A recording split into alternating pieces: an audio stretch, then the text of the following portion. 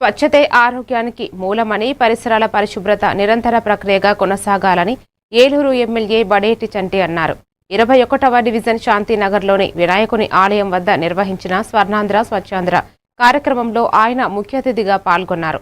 ఈ సందర్భంగా corporation commissioner Bhanu Pratap ప్రజలతో స్వచ్ఛత ప్రతిజ్ఞ చేయించారు.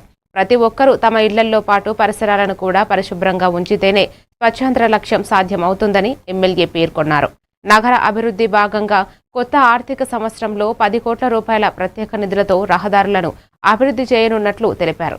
ఈ కార్యక్రమంలో పారిశుద్ధ్య కార్మికులను సత్కరించడంతో పాటు మొక్కలు నాటారు, పాల్గొన్నారు.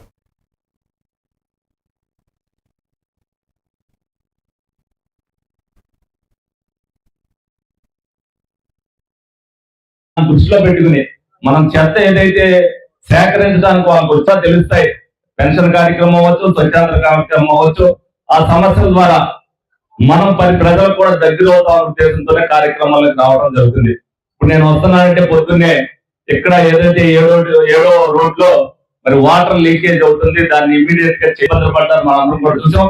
ఆర్థిక పరిస్థితి చూసుకుని డెఫినెట్ గా ప్రజలు ఇబ్బంది పడుతున్న పరిస్థితులు, అలాగే గౌరవ కార్పొరేటర్ల ద్వారా ఫీడ్బ్యాక్ తెప్పించుకుని ఇది మా డివిజన్ కి అవసరం అంటే ఇంపార్టెంట్ అన్నప్పుడు ప్రతి పని కూడా చేయడం జరుగుతుంది.